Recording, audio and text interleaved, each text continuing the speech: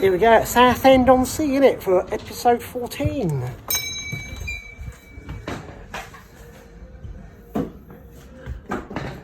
Look at this. The establishment. Here we are. You kept this secret from me. Where the magic This happens. is beautiful.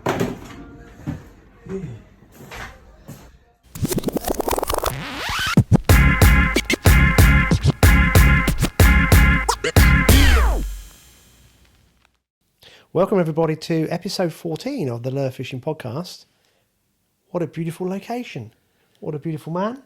Very close on the sofa. Bit worried. Well, see how today goes, mate. It's a bit warm, if I'm totally honest, to be this close, but there we go. We've had the aircon on, just turned it off so we didn't get the nasty hum, and already... So you see beads running down my forehead. It's You just like sitting it's next not to me. yeah, it's not due to Andy's presence, it's due to the warmth in here. So I've driven from the Fens, Yeah. which is very sedate, Mm-hmm. flat. Mm-hmm. Don't see many cars really. No. See a few tractors and a few horse and carts. Yeah. And I've come to Southend-on-Sea, Southend-on-Sea. and it's been a bit stressful. Where the magic happens. Yeah, Southend's not known for its tranquility.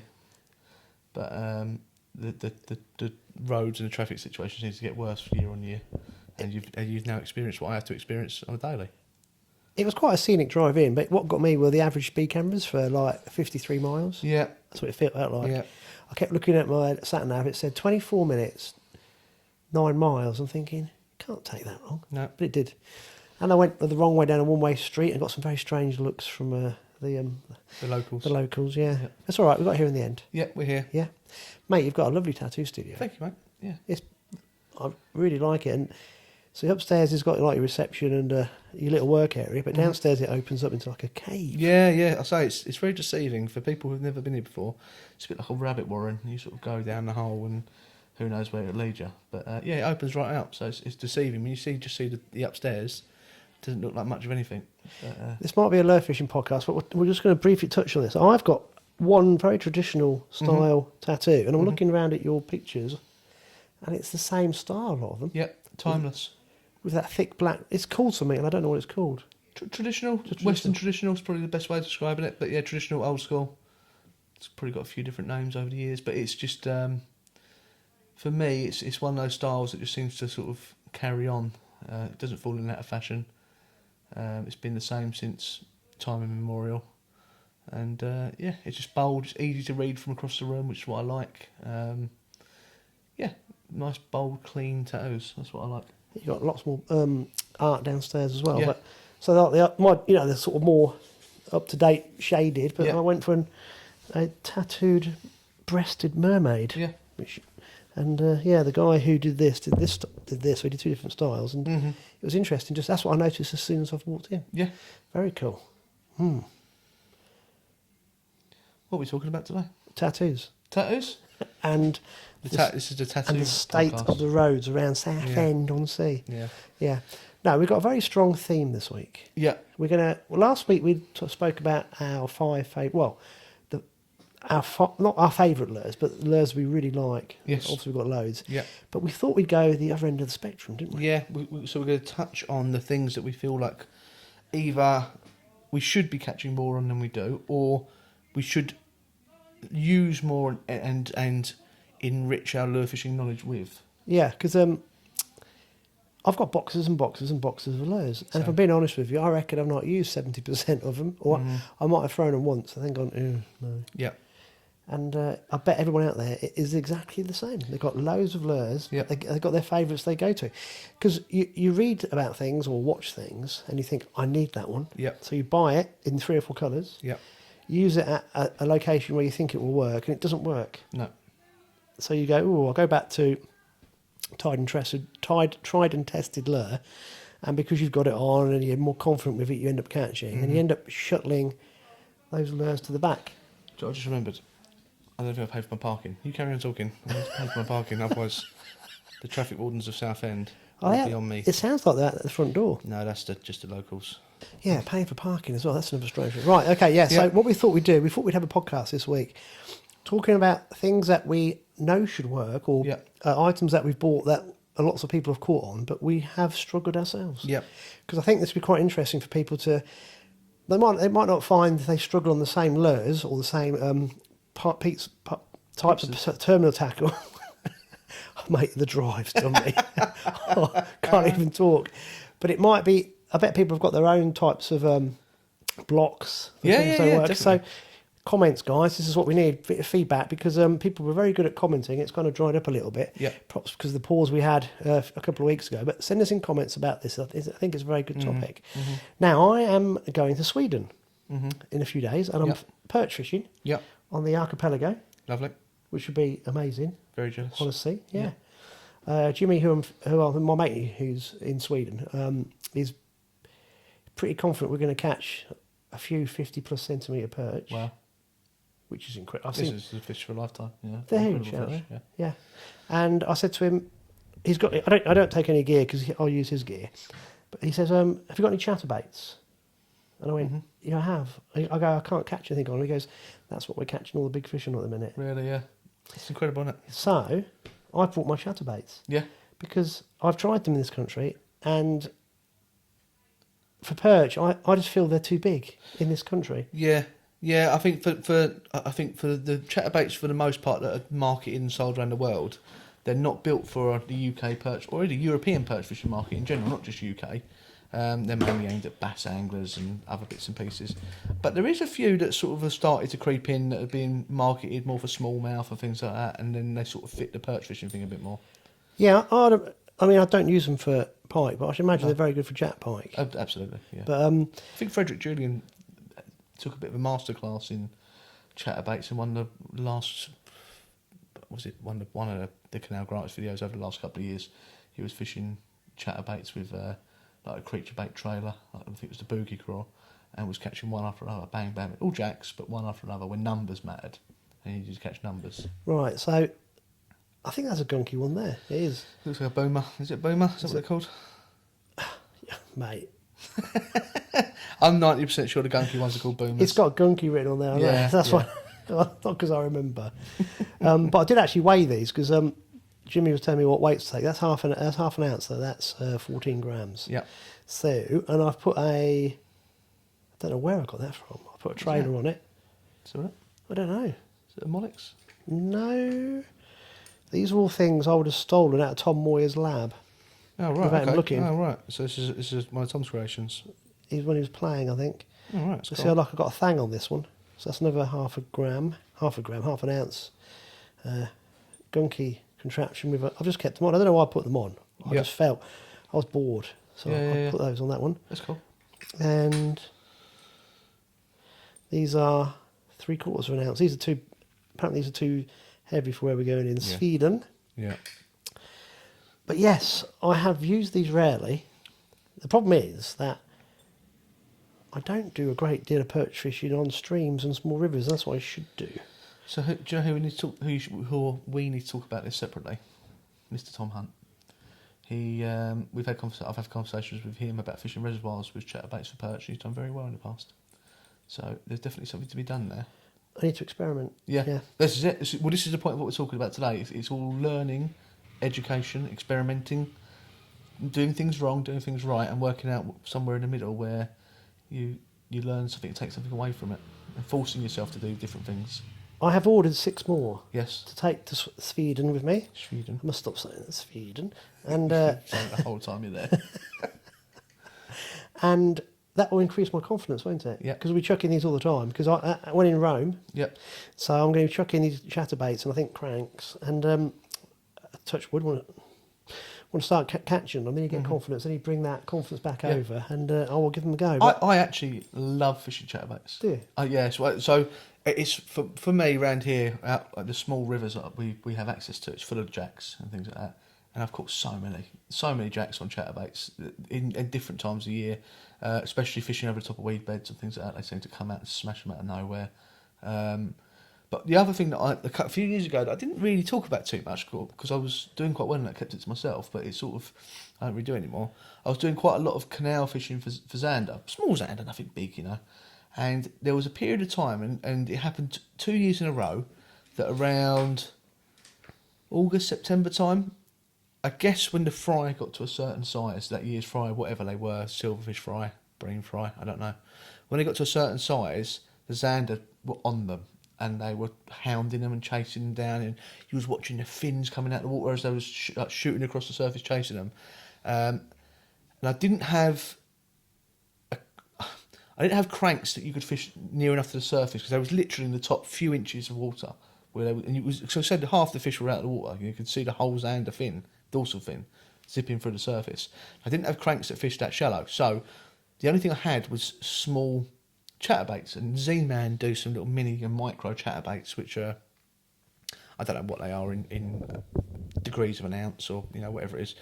But I was fishing them with a small shad on the back, very quick, very shallow, and the hits of these small zander, everything up to about 30 to 40 centimetres, was like being hit by a steam train.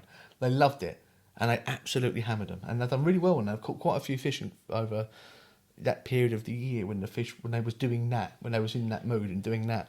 And also, at certain times of the year, again with canal zander, you could fish slightly heavier, slightly bigger chatterbaits, very low to the bottom, very slow, and you get that dun, dun, dun, dun, dun, dun, dun. Rather than a really aggressive vibration, you can get that real like cadence of side to side, bum, bum, bum, bum, but with quite a lot of noise. So those dirty canals and things like that, they worked really well. So that's where I've used a lot of chatterbait fishing, but I don't know if it's something other people do or not, really.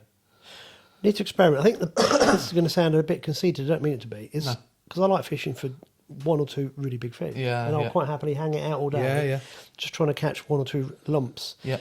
I'm not saying chatterbaits won't catch big fish, but you just hit the nail on the head why I don't use them much. I'm not interested in catching loads of chat. Yeah. So I think for big perch, it's obviously got to use, and I need to zone in on it and sort of like, what I found with lures is that I have to go out and literally take a box just with the baits that I don't normally use. Yeah, so you don't get tempted. Yeah. And this is the next step for me to do, is use these. Yeah.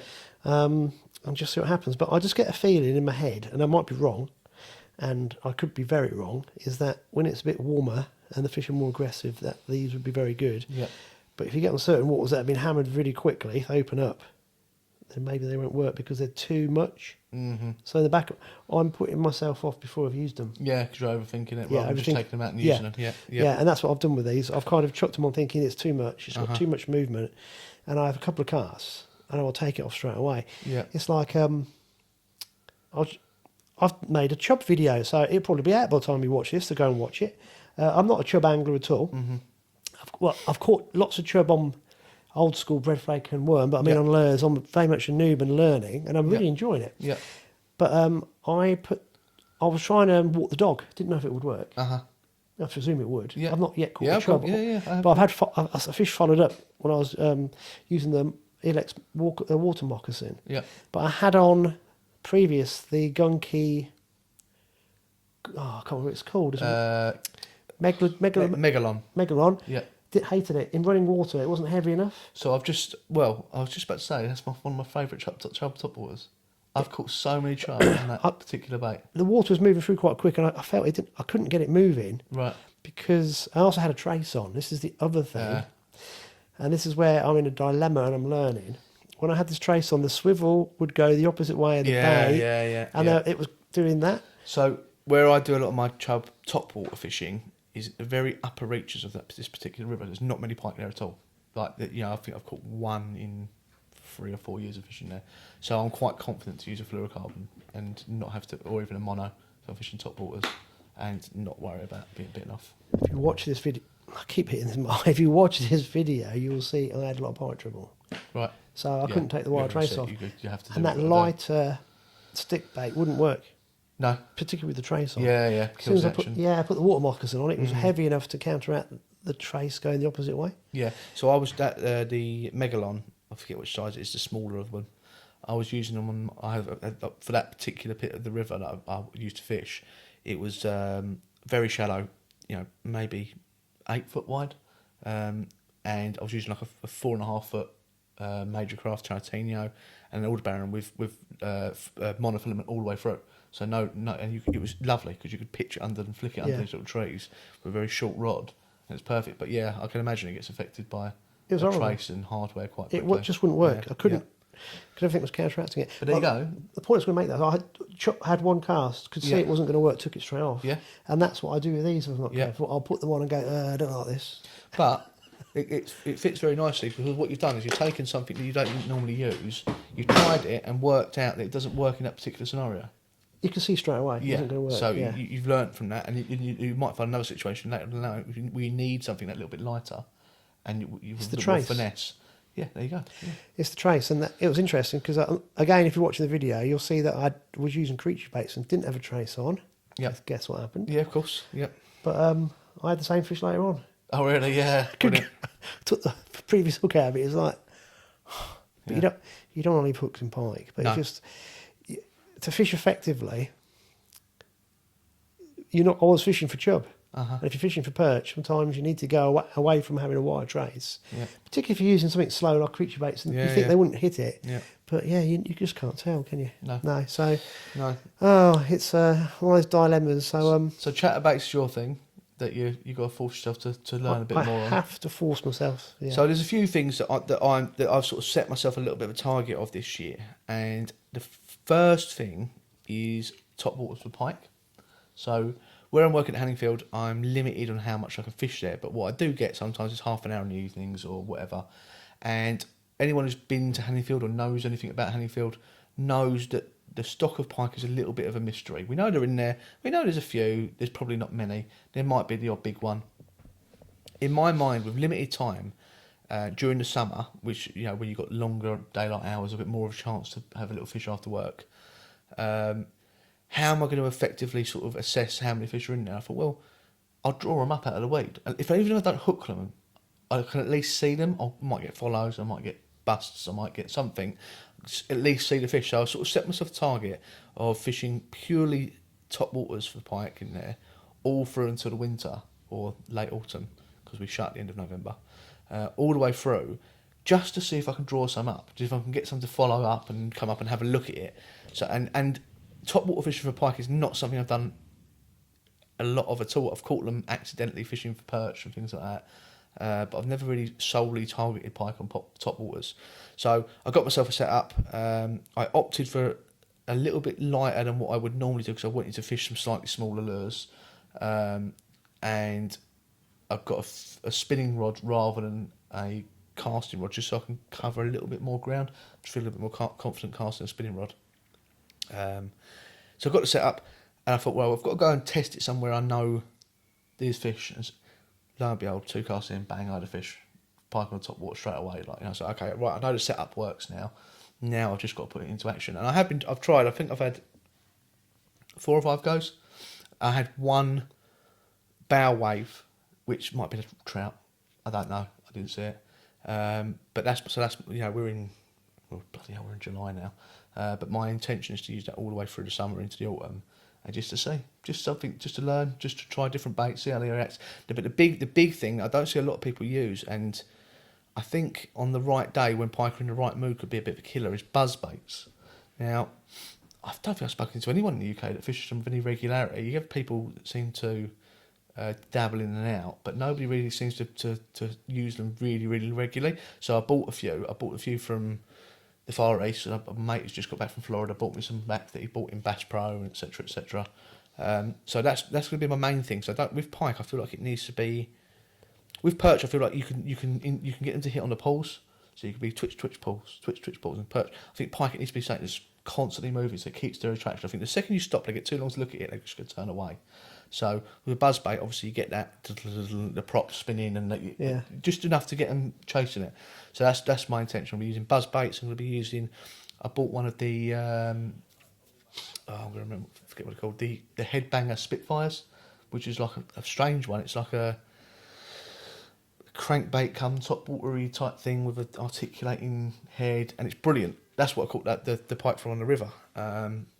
And then I've got some frogs and things like that, other bits and pieces, just to see what happens. But yeah, so that's mine. I've never done much pike topwater, but I'm gonna push myself to do it this year. I did a lot back in the day. Yeah. like in the 90s. Yeah. That's one of our little tactics of where we used to find pike and go back and fish them with baits 2 or 3 months later because they wouldn't move very far. Yeah. And there was a jitterbug. It's got Yeah, like a big Arbogast. It goes, Yeah. and when you get it going, you can tell the speed it needs to be retrieved at because it makes a Yeah. sound. It's fantastic. Sort of like the little wings on the side of it, Yeah. moves from side to side. Yeah. It goes a glugging sound. Yeah, that's right. And then I can't remember what they call. They had prop front and back. Yes, I know the ones you mean. Was it made by Abu? No, these were American small musky large bass things. Right. I think I know the ones you mean. It's got like 2 little metal props on the Yeah. head and tail. Headon? Is it a Headon bait? There's a head-on, but that's got one on the back. Right. Oh, I haven't got one with me. Now this is interesting. The musky anglers, they use a lot of topwaters, Yeah. and they're a lot bigger. Yeah. And they tune the blades. Blades, yeah. And you can get different sounds depending on what metals you use. Uh-huh. It's crazy. Yeah. And by turning the blades, they get a different. You can get what they want to do is get that gurgling sound, but off a slightly slower retrieve. Yeah. So they've got all these theories about what they're tuning the surface baits and all sorts. Yeah. And there's another one that they use. It's got like a coat hanger effect. It's you look at it and think, oh, it's just a lump of wood, but there's a hell of a lot of design goes into it, and it's got like a piece of metal off the back that flaps on top of the water. Right. But there's a certain skill in retrieving it at the right speed, and it makes it Right, okay. Yeah. sound. Yeah. And once it's supposed to be a duck. Right, yeah. Once you duck on top, and I think they call it it's a duck, doesn't it? They thought it's getting this flappy sound as it flips over on the back, and it makes this again a completely different sound. And for such a big bait, it has very little disturbance on the water. It's incredible, and it's amazing. So some of these big baits actually have minimal disturbance, and some of these big baits have massive disturbance. And I'm yet to catch a muskie on a surface bait, but that's something I'd like to do. I've had them follow, and that is something different. A few years ago, like I said, I'm not very experienced with pike on top water, but I was fishing Rutland in the South Arm and fishing. So there was a shoulder perch that I was following around most of the day, picking them up on cranks, nothing big, Rutland fish, and I was throwing these cranks, and I just got bored. I got bored of catching small fish on cranks and shads and etc. etc. So I had my heavy pike gear with me, like my sort of semi-heavy jerkbait setup, and this was like October. It was cold. It was miserable. I don't know why, but I decided I had one topwater, and I'd love to know what it's called because I've lost it since. But it's like a stick bait, dog style, but it's like a hybrid where it's soft but it's got a hard centre. So it's like a hard body lure with a soft latex or silicone outer. It was fully black with a yellow head. It's like a spook style lure, about, I don't know, 4 to 5 inches, something like that. And it was the only topwater I had on me. I thought, I'm just going to throw a topwater around these dying weed edges, around the margins and Rutland. First cast on a blow up. First cast, big fish blew up on it. Second cast, another one followed it to about 6 foot from the boat. And that was it. That was it. That was the only interest I had. I only fished it for maybe an hour and a half. But I think, are we missing something? By not trying these things, getting stuck in the same routines, which is what we're talking about today. Definitely. Stuck in the same routines, doing the same thing all the time. I could have quite easily carried on catching those perch on small cranks all day, and biggest one was maybe £1.5 pounds, maybe £2. But last year on WPC, because I've been catching perch on the surface on the water moccasin, I was convinced. And when we went into a little bay, I actually put it on, even though I've never ever caught a perch on top water at Graffham. I just felt it should work. It was the right time, doing a constant. Yeah. The worst time to try it, but because we're out in the water earlier than it opens up for lure-fish, you just think once you start getting to September, October, you automatically start going a bit deeper. But you're right. I just think even then, beginning of September, I think there's opportunities. For whatever happened that day, obviously something had landed right. Those fish were in there for some reason. I happened to land on top of them. Luck and judgment. But do we miss these opportunities by not going looking for these other definitely things? on a river that's not very deep? You're better off fishing in the top 6 inches and fishing underneath them, aren't you? Well, if you look at especially with pike, their makeup, their physiology, their eyes are nearer the top of the head than they are the bottom. They're always virtually looking up, or upwards. Yeah, of course. If they've got to come in, if they're hungry, there's nothing stopping them coming from 2 foot, 3 foot, 4 foot up to have a look at it. Obviously some days they're stubborn as anything. They'll sit there and just watch it go by them. That's the answer, isn't it? Yeah. You just got to be flexible in your approach. I think it is all about but trying what you different need things. is you need 15 days a week and 73 hours a day to try all these things. And also, talking about pike fishing, it's interesting. I'm a bit worried that the predator scene has gone a bit mental, as in not thinking about pike welfare. Yeah. Because we're well into July now. Yeah. And no one should be pike fishing. No. That's water temperatures are way too high. The lack of dissolved oxygen's really, it's the amount of dissolved oxygen's really low. Yeah. Therefore, pike fishing shouldn't be on anyone's radar. Yeah. And the things that we're talking about work really well when pike are really active. Yeah. But not now. Yeah. So it's something you got to get in. I think also there's such a short window. If to me, if you're fishing throughout the summer for pike, you're a fool, because you're going to put them at major risk, because they're not going to go back doing the warmer water temperatures because of the lack of dissolved oxygen. But trying these surface baits, you need to try it when the water's warmer. Yeah. Yeah. So you've got a short window This is it. to actually try it. Yeah. So trying these things out, you need to start sort of September time, and it's very easy to have 2 or 3 casts, not fancy it. And also light values. If it's a sunny day like today, will it work? I don't know. Again, there's theory says it shouldn't work. You want to wait for a dark, cloudy day. But I've been fishing long enough to know that bright sunshine stimulates them as well. Can do, yeah. So sometimes you've got to throw the rule book out the window. That's what I mean. I think it's all about, and we've said this personally, and I think on this podcast a few times, it's all about man hours. It's about hours on the bank or on the boat and doing whatever you want to do and just trying these things and trying them. And eventually you'll come up with your own interpretation of what's right and what's wrong. And if it works for you, fantastic. Do you know what I mean? That's the way you've got to look at it. Find something that works for you, find something you enjoy, but then be open to suggestion. I think that's that's the biggest thing for me, is be open to new, because we've all done it. We've all, we get stuck in our ways and do the same thing, and the latest new thing comes along and whatever. I know what works for me, and you could be missing out on something. It's worth trying. It's worth dabbling in and making a decision for yourself, rather than actually from an outward point of view going, already deciding it ain't going to work before you've tried it. I have a little rule in my head that I don't tell anybody. It's just my rule. If I'm fishing with somebody and they put a lure on that, I just go, I don't say anything, because I want to be proved wrong. Yeah. And I've been proved wrong more times than I thought I was right. Yeah, yeah. And I've sat there and thought, that's working. Yeah, yeah. I would never have put that on. What? Yeah. So then I go, that's interesting. Yeah. And I have to bite my tongue and go, Andy, no, what should you like? If someone says, what should I throw? I don't like to tell them. Yeah.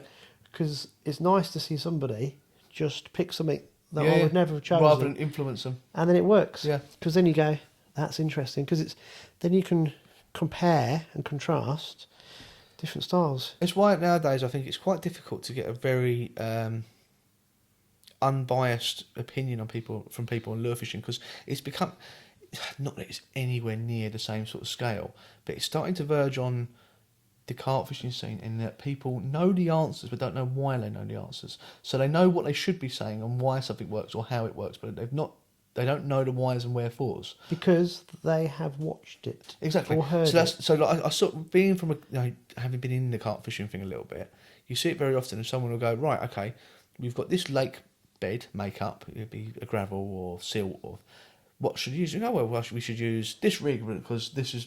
But have you done it yourself? No. Well, you don't know.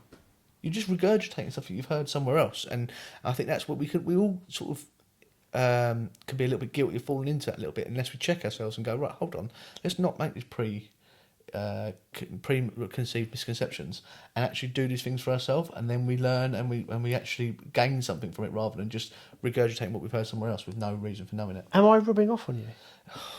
It's not that hot yet. Because that's what I was saying a few podcasts ago. Yes, I know. Yeah. It is. It's all about, you've got to build up this knowledge base, and the only way you can do it is by going out there and fishing, and it takes a long time. Absolutely. I'll give one little tale. So, Xandermania, I've pulled out what I would consider the Xander bait. Yeah. It's 10 centimetres long. Yeah. I'm thinking, is that a bit big? but the profile was the perfect, what you call Xander bait. Eric's pulled something out of his box, and I've looked at it and thought, he's not putting that on, is he? He is. Don't say anything. Yeah. I've had a fish straight. Well, first time I got on the Xander, bang, straight in. And then I can't catch another Xander on the bait I've got on for the next day and a half. Yeah. Eric's slaughtering them. Yeah. And I'm thinking, that's interesting. Yeah. I would never have used the bait he's put on. I was watching the water thinking it's got a different movement. And it was more of a pike bait than a Xander bait. But the reverse was happening. And I'm sitting there thinking, so now what I've done, I've bought a load of those as well. Because in my box, you want confident baits for comps. Yeah. And I'm working out what the different things are doing in the water for different times of the year. And actually, once you compare, so this is what we spent a lot of time on the 2 days, looking at how the baits are working in the water and what weight they've got on and blah, blah, blah, blah, blah, and the braid diameter and so forth. And actually, it's not rocket science. You look at it and go, oh, Yeah. maybe it's This or that. that. Or, And every fish he had nailed this, and there was absolutely inhaling it. Really? Yeah. Yeah, it was incredible watching. But it was a great bait that I would not have thought of using. Yeah. And the colour. Yeah.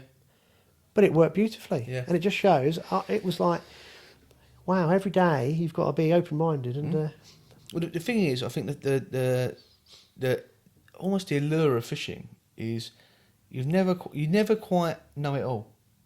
However long you've been fishing, whether it be 2 years, 3 years, 10 years, 50 years, there's always something new to gain and to learn. And fish change because we influence them. the more I go, the less I know. Exactly, yeah. And I'm just thinking, this is great. Yeah. Every time I go, when I'm trying, I don't mind blanking, and No. I do blank sometimes quite a lot, particularly when it's quite tricky. Yeah, And I find it quite good. yeah. Because on the drive home, I've Analyse. taught myself to go through Yeah. right, okay, what did you learn? Yeah, yeah. And it's like, okay, I learned. You go through a list in your head. You go, okay, and then when you go back, you go, right. So from last time, so next time my starting point's going to be this. Yeah. Let's try this, and this, and let's learn. And yeah, it's incredible. I think you just, as you get more involved and get better, you actually learn to open your mind up more. Yeah. There's also, I think, just quickly touching, which is a little bit off topic, but I had this conversation with someone a little while ago. Again, I'm going to talk about carp quickly. But we was talking about how carp act in not even what I would call like commercial match fishing, but just a fishery where they're fished for pretty much all year round. They don't behave like carp, right? They behave like how we've influence carp to behave. So they get pushed around by anglers, they get wary of certain things. It's not how a wild carp would act, right? Whereas you go to one of these big wild public waters in Europe or wherever, and these carp do what carp are meant to do. They follow the wind, they eat rooty pink, they do this, they do all the things that textbook carp should do. And now I wonder if after however many years of how we're affecting the Xander and Pike and Perch, are they starting to become not the Xander, Pike and Perch that they were initially, because we're starting to influence them. Definitely. And they're starting to learn what we're doing, and they're becoming very wary of it, and they think, well, I've seen that before and I didn't like the outcome, so I'm not going to do that again. And it makes you wonder, so those things that have worked so well for us over the years, doing wherever we are, doing wherever we are in the country, whether it be rivers, streams, canals, reservoirs, it isn't going to work well forever, because the fish will, I know obviously there's new fish that come through, the fish will wise up, and you might think tweak it a little bit or do something a little bit different just to give them something fresh. Do you think? No, definitely. Yeah? Yeah, that definitely happens. If you think about it, if you can get on a water that's the fish are green, Yeah. they're so easy to catch. Yeah. Whether it be on a lure, live bait, fly, anything, because they've got no reason. unaffected. There's no risk. The risk and reward isn't even in their behaviour. But you start fishing waters that have got lots of boat traffic, so they will change their habit just to the boats. Yeah. They will change their habit with carp. Yeah. Are experts at picking up lines, aren't they? Yeah. So there's so many things that will affect them, and also this is the other thing,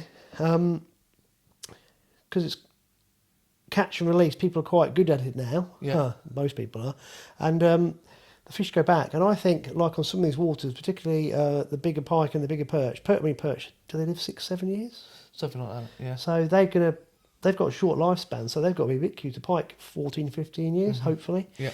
But they're going to start being wary of all sorts of things, like you said, they've had bad experiences on before. Yeah. And I am absolutely convinced is on pressured waters, they have a certain approach depending on what's going on. Yeah. Most definitely. I mean, what would be interesting, on these waters where you can only fish during the day, fish at night. Mm. Oh, yeah. Yeah, yeah. Could be absolutely devastating. It would be. Yeah. If you're on these big waters that have a lot of pressure, you've only got, if you're a predator, if you switch to nighttime feeding, you're not going to get caught. Yeah. Yeah. I think you're probably dead right. Yeah. Happened a long time ago when I was bait fishing back in the day. We caught a lot of big pike and we caught them all at night. Mm-hmm. This was on baits. Yeah. You could not buy a run during the day. Interesting. Very interesting. And they switched them at night. Yeah. It was incredible. Yeah. So they definitely do, Charlie. Yeah. Yeah. Without a question of a doubt. Yeah. Do you want me to show you over box, or are you going to talk about your little packet that you had? Go on, you do your other box first. Go on, let's do more boxes. This is not lures that don't work. I just want to show guys. Everything's becoming really expensive. Very expensive. I searched the internet. I think I mentioned this a couple of episodes ago. There are bargains to be had. Yeah. I've just picked up all these Geiger cranks. I don't know how many I've got in here. Loads. For 40% cheaper than I could find anywhere in the UK. Yeah. There are bargains to be had. Yeah. So it's definitely well worth looking. And there's loads of even some of the. In fact, that has gone quite nicely to this, because even some of like the major brands have got some bargains within their range. So I forget how much these are. So this leads on nicely. So one of the other methods I don't do a lot of, but I really, really want to push myself to, is fishing jigs. Now, when I say jigs, I mean proper jigs like that. Ah, right, yeah. Okay. Yeah. So not like a jig head. I'll take it out of the packet. So this is a Strike King Bitsy Bug mini jig. This is bass fishing jigs. Bass fishing jigs. But The bass anglers love using jigs. But these little ones, I think they're more aimed at smallmouth and things like that in the States rather than largemouth. I see, well, I know they do because I know people that use them, but I see them with a use in the UK for perch that are used to seeing other things. So these dragged very, very slowly right across the bottom, with quite a heavy jig compared to what you might use with your regular, I don't know, Texas rig or jig head or whatever, with a little trailer on it. I can definitely see a use to that, and it's something I want to force myself to use more, because I know people that do very well, and it seems to be quite selective. You don't tend to get many small fish, and I'd like to give it a bit of a go. Would you put something on it? Yeah, put a trailer on it. Yeah, creech bait or maybe like a worm style bait. I do like watching. I've mentioned this before. Scott Martin. Yeah. And on certain lakes, they have these tournaments. They will use a bucktail jig. Yeah. And they swear by it. Yeah. But who uses them anymore? That's what he talks about it. He says they've got, it's one or two lakes that they, on the circuit they fish. Yeah. This jig is one of their go-to baits for that lake. Yeah. And again, I can honestly say I've not used one. Yeah. A bucktail or that type of jig. This type of jig. Yeah. Or bucktail. So there's a guy that I follow on Facebook. I follow him more for his... See, look, it's going to do that, isn't it? Yes, I mean, it's just going to sit up, yeah. Especially if you've got a little, like, creature-style bait with its appendages sitting up. A guy called Ben Hill. Ben Hill? I think that's right. Benny. No, that's just maybe a question. I'm sure his name's Ben Hill. But he does, like, airbrushing crankbaits and things like that, and they're incredible. I'll show you them after this, but I've had some baits off him in the past, and because I follow him for his painting, his airbrushing, he talks a lot about fishing jigs. He's a massive exponent of fishing very heavy jigs for perch, especially on canals, especially over like dying lilies and dying weed, just very slow and not lifting them off the bottom at all.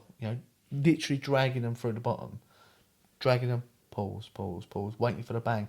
And he's caught some fantastic fish fishing that sort of style of fishing. There's not many people doing it in the UK. But obviously, this is quite a small one. What is it? 1/8 of an ounce? I don't know what that is in grams. I'm terrible with conversion. Small. 1/8 of an ounce is less than 4 grams. Yeah. Something like that. Yeah. Just under 4 grams. Yeah. So, he's well within the casting ranges of most people's perch fishing gear. Obviously, I think you'd want a slightly stouter rod just to set the hook through the guard. Although I think you could probably trim a few of those off there and make it a bit softer.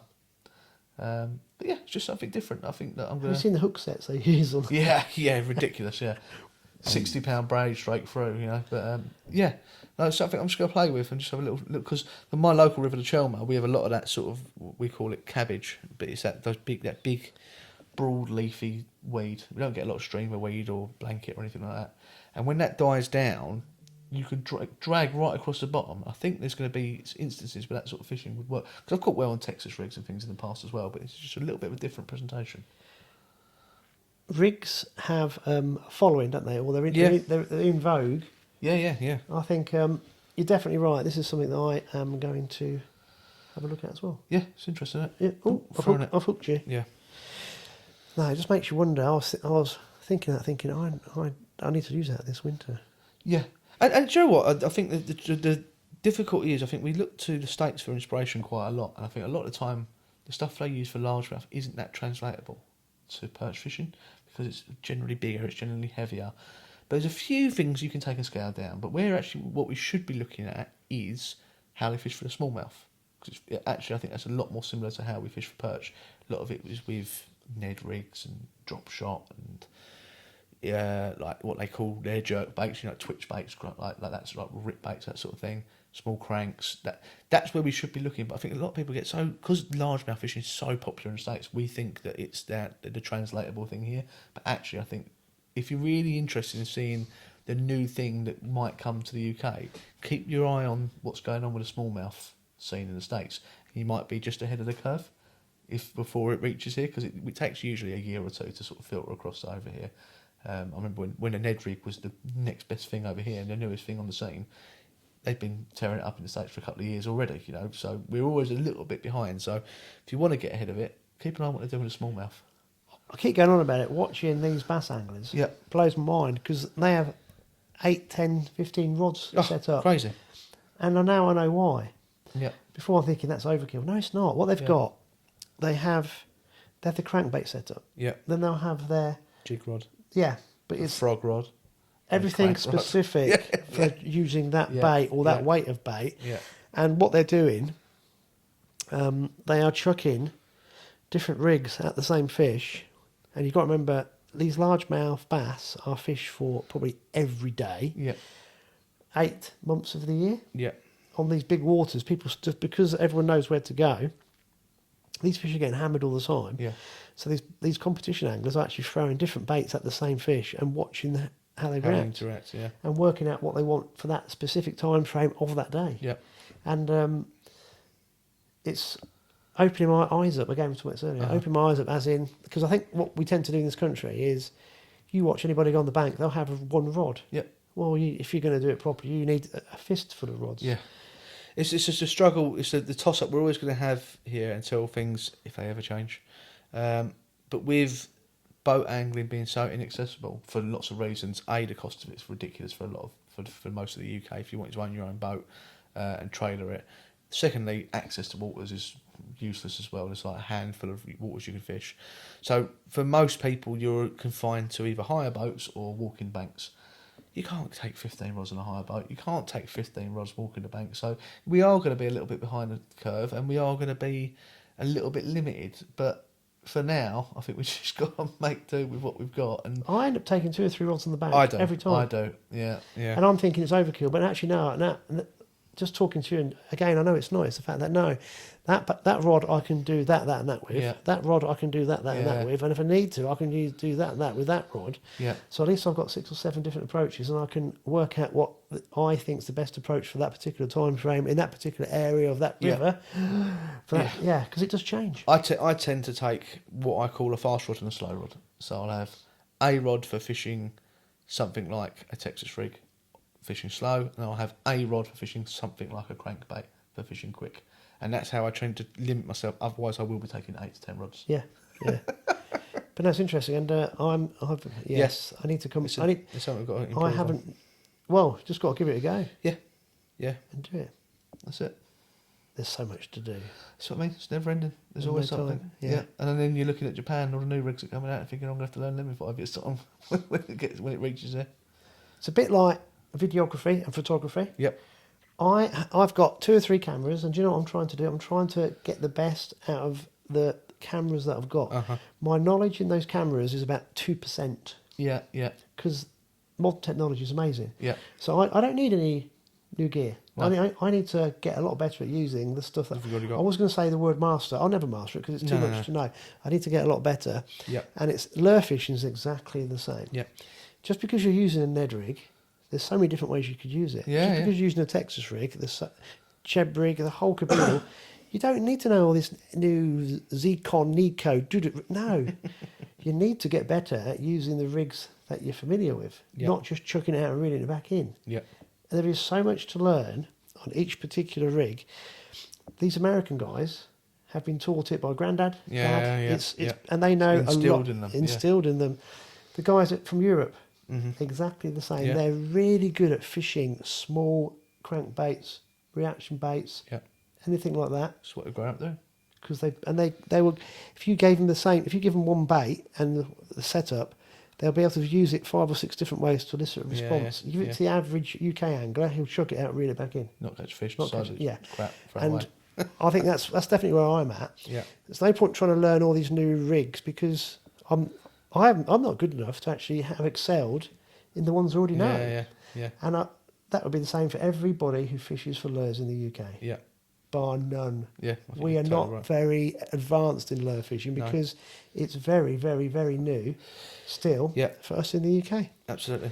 And there'll be some people out there who think they're instant experts, but just because you can watch a YouTube video and you can sit on your sofa in the front room and rattle Yeah. off 4 or 5 rigs, Yeah. but which ones do you use in which situations and how can you use subtleties with those rigs Yeah. to be better? Absolutely. And that's what it's all about. And that's why it's such a great sport. Yeah. Exactly. If it was So easy, we much. wouldn't do it, would we? So that's why we can spend hours talking a load of crap. Yeah. And we can. We do regularly. Because there's a load. Right, mate, I'm looking at your lovely clock above that selection of floats you've got there. We've done a bit of time today, haven't we? Should we pull this one to a close? Let's put it in. Anything you want to round off with? Yeah, I want to just let everyone know that we're thinking of doing a live, Oh, yes. but we haven't got a date. No. Because what you have to bear in mind is we struggle to meet up to get these ones organised. Yeah. But what I'll keep harping on about this, so Charlie's probably thinking, "Oh, Andy, shut up." I want us to do a live Yeah. because I want guys to be able to comment. Yeah. Or And- interaction. Yeah. Yeah. And so this is where we need some feedback. Yes. This normally goes out on a Monday Yeah. around about 5 o'clock, and I've noticed the views aren't that great, Mhm. but it's steady throughout the week, Yeah. which is fine. So, guys, I'm thinking we pick a date about 8 o'clock on a Monday night, Uh-huh. and if we can get 30 or 40 people watching, I think that's a success. Absolutely. And we get the comments coming in. But we would need to know from you guys what you think, because I'm thinking about 8 o'clock, Mm? people have done the family bit. Come home from work, got themselves sorted, had a little bit of tea, just sitting down to relax. Oh yeah, let's listen to Charlie and Andy. Did an 8 till 9, Yeah. give it a go. Yeah. In a perhaps couple of weeks' time, around about 8 o'clock. But I'm thinking if we stick to the Monday, just because we put this out on a Monday, Yeah. For continuity purposes, Yeah. it'd be good. but we'll do it later on. So, guys, comments, let us know. If you want us to, well, we're going to do it. Mm-hmm. Probably about 3 people will watch. But it's all about learning and Yeah, yeah. using the tech and us, but we Yeah. want this interactive part to it. Yeah. But guys, let us know your thoughts. I'm thinking that's probably about the right time. Don't Yeah. really want to do it on a different night, but we could. We could. Although I don't think it'll make much difference to most people. Obviously, certain people will be different nights be better for them. But let's see. Let us know. Someone I'm sure will tell us the perfect day for them. Yeah. But I think that'd be really cool. And we could take this to the next level, that when we get guests on, if we can make that live, with them Yeah, being yeah, remote as well, that's what we could do to expand this. We have got some awesome guests lined up. But like we said before, we've just got to, what's the word? Logistics. The logistics. We've got to work out the logistics of it. So we've got a few of those queued up. But if there's anyone out there who would like to be involved and come and sit with me and Andy for a little while, we'll treat you to lunch. That's one of the Get things close we on do. the sofa.